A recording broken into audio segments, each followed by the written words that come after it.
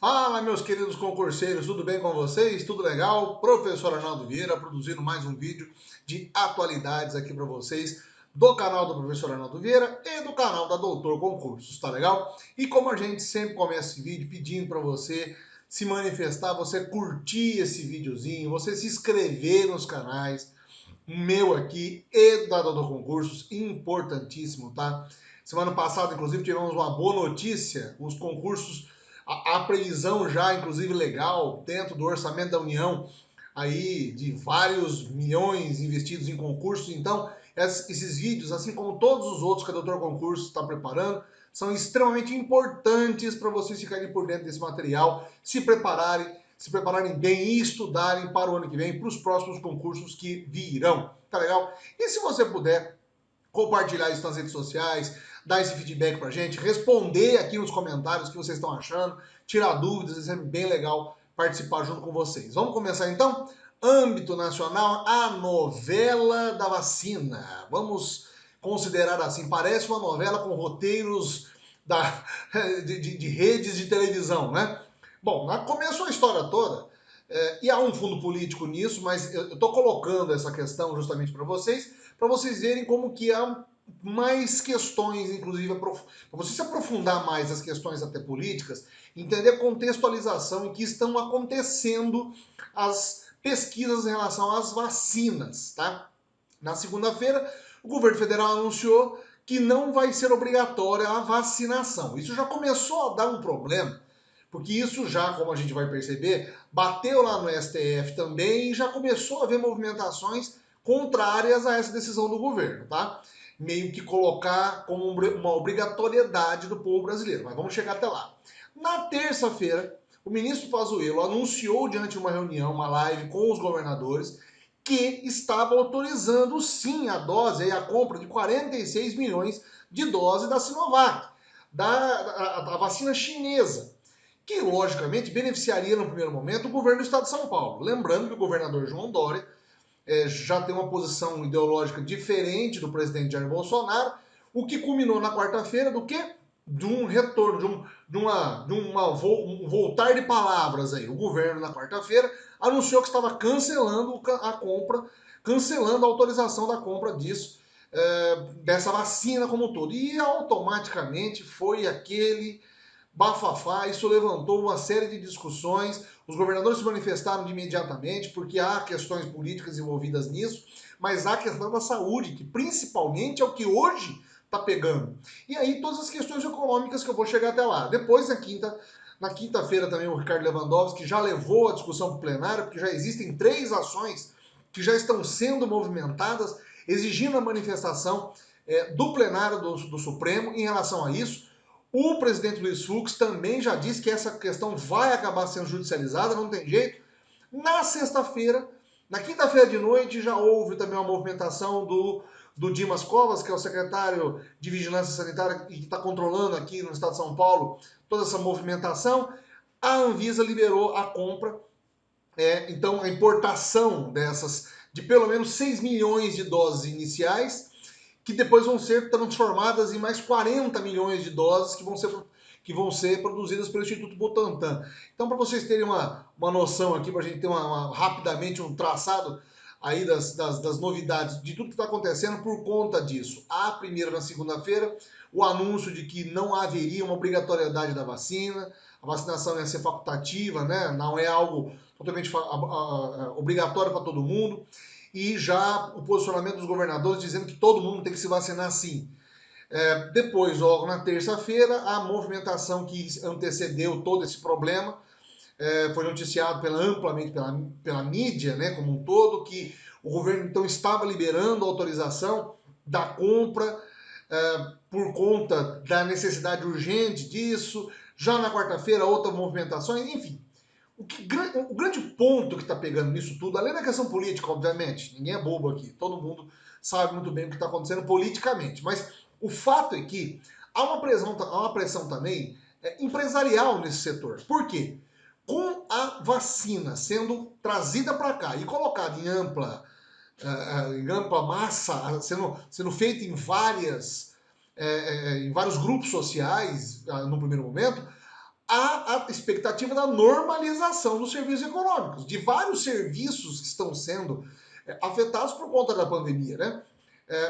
Infelizmente, há hoje essa questão política que está pegando. O ministro Pazuello foi até teria teoricamente se desautorizado pelo governo, depois o presidente Bolsonaro se encontra com ele, faz um outro gesto, a classe militar não gosta, o Supremo se manifesta, enfim. Enquanto isso, toda a população fica em compasso de espera, esperando a decisão da população política, dos detentores do poder do Brasil, para conseguir encontrar um caminho para solucionar o problema da vacina no Brasil. Então é importante que você conheça os trâmites do que está acontecendo. Mas na semana passada não tinha como a gente fugir desse assunto que envolve toda essa questão política, econômica e principalmente agora de saúde pública, tá? Outra notícia que saiu no começo da semana e que assustou muito foi o relatório divulgado pelo Anuário de Segurança Nacional, que foi divulgado na segunda-feira e que comprovou que nós todos que vivemos em grandes centros já estamos notando com não uma certa vantagem, vamos dizer assim, mas temos notado conforme o aumento da violência tem chegado até as nossas casas. No comparativo entre 2019 e 2020, o Brasil teve 7,1% de aumento de mortes violentas. Nós tivemos 24.012 mortes violentas, consideradas violentas em 2019. Esse ano estamos com 25.712 somente no primeiro semestre, na comparação do primeiro semestre entre 2019 e 2020. O Anuário de Segurança Pública, ele é produzido por entidades que cuidam e estudam dessas ações e analisam em todo o território nacional os números da polícia e da violência gerada pela polícia e também pelo tráfico, pelos órgãos, pelos números que vão chegando nas delegacias e dos homicídios que são colocados. Ao todo, consideraram, né, esses dados na totalidade somente no primeiro semestre, para vocês terem uma noção. Quer dizer, o ano todo não foi fechado ainda, no comparativo com o número de 2019. Sempre é um ano depois. Essas informações para concurseiro, isso é fatal. Você precisa saber de como que está essa evolução da violência e principalmente neste ano, quando você estiver prestando os concursos do ano que vem, vão ser dados de 2020. Porque há, sim, uma comparação imediata com 2020. Nós estamos ainda numa pandemia, mas imaginou-se que no comparativo os dados seriam muito mais positivos. Não foi o que aconteceu. Principalmente os dados que envolvem, por exemplo, a questão da violência contra a mulher, feminicídio, aumentaram. Por quê? As mulheres ficaram mais dentro de casa com os maridos violentos. Isso intensificou, inclusive, as intervenções policiais na defesa das mulheres. Tá? Um outro dado alarmante: 3.181 mortos devido a ações policiais. Em contrapartida, 110 policiais mortos em ação também no combate ao crime. Outro dado estarrecedor é a questão da quantidade de crianças que estão dentro desses números gerais aí que falam da violência no Brasil. 10,3% das vítimas eram crianças. Estavam ainda na fase de ou crianças ou adolescentes. E mais, ao todo, os números totais, 4.920 crianças morreram. 91% dessas vítimas, meninos, e 75% negros. Ou seja, nas bases periféricas, nas bordas das cidades, é que mais se comete a violência, principalmente contra esse tipo de jovem, e criança acaba envolvendo dentro desse ambiente de violência. No caso das mulheres, inclusive, além do feminicídio, o número estarrecedor. A cada 8 minutos, uma pessoa é estuprada em território nacional. E esse dado continua aumentando. Nós estamos falando de 2019. Foram 66.123 vítimas de estupro ou estupro de vulnerável, ou seja, são crianças que estão envolvidas nesses ambientes de violência familiar, de assédio sexual e de uma certa forma até de exploração sexual. Esses dados são alarmantes porque vão ser comparados na época da pandemia. Também houve uma questão das mortes violentas. Tentou-se levar em consideração que em 2019 houve uma trégua de algumas facções, principalmente no Ceará, que foi o estado que mais liderou o número de mortes. Mas a gente notou e vai notar que em 2020 isso aconteceu novamente, porque as polícias acabaram ficando presas e os traficantes, os assaltantes continuaram nas ruas mesmo durante a pandemia, cometendo as atrocidades. Então são números que você precisa conhecer, você precisa ter conhecimento deles, porque são números importantes para os concursos que virão, tá legal? Âmbito internacional, não tem como a gente não falar da disputa que está acontecendo no âmbito internacional entre os Estados Unidos e as empresas de tecnologia. Eu já venho falando aqui, já em vídeos anteriores, falei de algumas semanas para trás da reunião que houve, inclusive, no Senado norte-americano, onde reuniram-se lá os líderes das 4 principais empresas, o Trump perseguindo o TikTok e outras empresas internacionais que lidam com redes sociais. Mas agora, os americanos, o Departamento de Justiça norte-americano e mais 11 estados norte-americanos ingressando juridicamente contra o Google por conta de formação de trust, ou tentando entrar com uma ação antitrust. E os americanos são muito atinentes a isso. Eles têm uma história já muito grande, já muito bem calcada historicamente, nos combates aos antitrusts. Os trusts são aqueles conglomerados de monopólio, onde você tem uma grande corporação, gigante, que domina ela um tipo de segmento do mercado e que ela acaba, de uma certa forma, estabelecendo padrão financeiro para tudo aquilo que gira em torno dela. E no caso do Google, a acusação é de que ela paga para outras companhias, principalmente hoje os fabricantes de celular, e entre eles as empresas chinesas, as empresas norte-americanas como a Apple, por exemplo, e a própria Samsung, para que essas operadoras de telefonia e fabricantes de celular disponibilizem entre as suas ferramentas o seu próprio pacote individual de pesquisa. Do outro lado, a defesa disso aí vem do próprio Google dizendo o seguinte, olha, na verdade, nós não estamos obrigando ninguém a consumir nosso produto.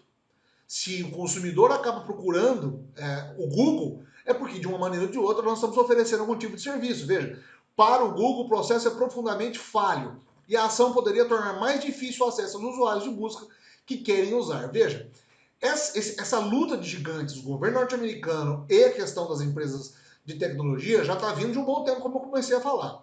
Mas o que se discute como um todo agora, dentro desse cenário, é o poder de influência dessas empresas digitais, primeiro no controle dos nossos dados pessoais, segundo dos nossos gostos. E eles se apresentam como empresas de marketing. Terceiro, não há um controle estatal em cima disso. E não se pode nem julgar, por exemplo, que é um monopólio. Porque essas empresas, como são gigantescas, elas acabam assimilando toda e qualquer manifestação que surge de um modo diferente dentro desse ambiente virtual. Essa ação antitrust não é a primeira que os americanos fazem em cima de empresas de tecnologia. Se não me falha a memória, em 98 foi contra a Microsoft e nos anos 70 contra a AT&T, que eram empresas que estavam entrando nos mercados de telefonia, de expansão de telefonia móvel, depois de gerenciamento de softwares em todo o mundo. No caso dos americanos, são muito mais atinentes, eles são muito mais rigorosos com isso. Vamos acompanhar, mas essa briga não, ela só está começando na verdade. O Google automaticamente vai usar todas as ferramentas possíveis jurídicas e, por sua vez, os americanos também não vão deixar baratos, certo? E finalmente, a última, né? Vamos, aqui eu até deixei um videozinho passando, porque tem 5 pontos que a gente pode falar sobre o processo contra o Google, né? E como eu estava falando para vocês, é um videozinho do G1, tem lá disponível se você quiser baixar. É muito interessante a gente fazer mostrar esses vídeos para vocês entenderem que não são somente os textos, você faz esse estudo associado também com vídeo e imagem, que é bem legal, tá legal? Mas esse vídeo tem a disponibilização dele está sendo pelo G1, eu sempre faço a fonte, sempre indico a fonte onde eu estou tirando as informações para vocês, e é importante que você conheça também como que esses processos acontecem no caso dos combates dos americanos em relação ao combate ao trust, vamos dizer assim, norte-americano, tá legal? Eu vou avançar para a gente chegar aqui. Aqui, essa declaração da semana passada do Papa Francisco causou um terremoto no Vaticano. Um documentário que está sendo produzido pelo diretor russo, o Yevgeny Avnevsky, declaradamente gay, mas ele faz um documentário que na verdade, traz toda uma significação em relação à liderança do Papa Francisco. O documentário não fala somente sobre a causa dos gays. Fala sobre pandemia, principalmente, sobre racismo, sobre abuso sexual, as questões geopolíticas, as guerras, o êxodo, enfim. É uma grande montagem, foram feitas entrevistas com o Papa Francisco, mas é uma grande montagem da figura do Papa Francisco como sendo uma liderança mundial de coesão. São várias entrevistas que são feitas com ele e também com pessoas falando sobre a personalidade do Papa Francisco no meio desse mundo em total transformação. Ok, dito isso, o trailer do filme foi anunciado na semana passada no Festival de Roma. Só que trechos e exibições do filme anterior, do filme antes, inclusive, dão conta de uma declaração do Papa em relação à comunidade gay, à comunidade LGBT. Eu coloquei bem a frase como que ele diz no vídeo. Ele diz: as pessoas homossexuais têm direito de estar em família, elas são filhas de Deus e têm direito a uma família. Ninguém deverá ser descartado ou ser infeliz por isso, diz o Papa na produção. Veja, há uma mudança, inclusive, com a vinda do Papa Francisco, dentro do cenário como está acontecendo hoje em dia. Eu vou até passar para vocês aqui como que foi o trailer, né? Esse é o trailer que está sendo exibido. Nesse final de semana foi exibido pela primeira vez a público, mas as declarações são todas em torno disso. O Papa anunciando os problemas que o mundo está mudando. Veja bem, na questão que está pegando, a igreja vem num processo de mudança já há um bom tempo. E é inegável a liderança do Papa Francisco diante da quantidade de católicos existentes no mundo. Por que isso é importante para você saber no concurso? Por quê? Porque ele tem dado alguns sinais da aceitação de algumas das minorias presentes dentro do universo católico. Há alguns meses atrás, ele declarou a questão das pessoas que são divorciadas. Ele tem discutido, inclusive, já em várias entrevistas, a questão homoafetiva. E agora, com essa declaração que ele faz no vídeo, ele também abre a brecha para o acolhimento. Todas as declarações dele nesse sentido têm sido na questão do acolhimento desse grupo social, vamos colocar. Mas, na verdade, há um grande conflito interno dentro da igreja, entre os conservadores e os reformistas. Depois, no meio da semana, surgiu uma outra discussão, que esta frase dele teria sido utilizada em um documentário, em uma outra entrevista, para uma mexicana, para uma jornalista mexicana, e que teria sido censurada pelo próprio Vaticano.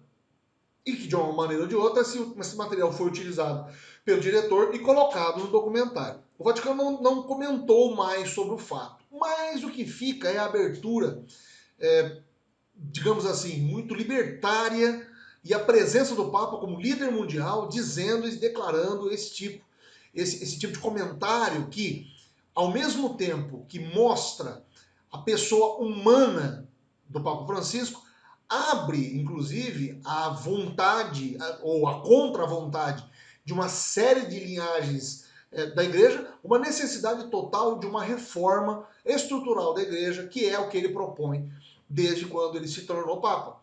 Importante você conhecer essas informações. Essa declaração dele especificamente, inclusive, abriu muitos comentários positivos por conta dessa questão humanista dele, mas também comentários negativos de grupos, inclusive católicos bem radicais, enfim.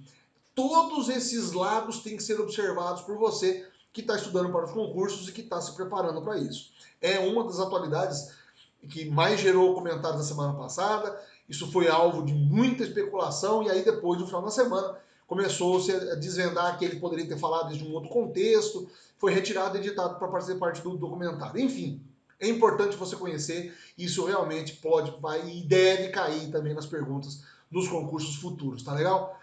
Terminando o vídeo, já pedindo para você novamente, se não se inscreveu lá no começo, deixa o joinha, se inscreva no canal, compartilhe esse vídeo, diga para nós o que você está achando desse conteúdo, tá legal? Que é feito com muito carinho, muita dedicação para que vocês vão bem nos estudos, que vocês estudem com bastante afinco, tá legal?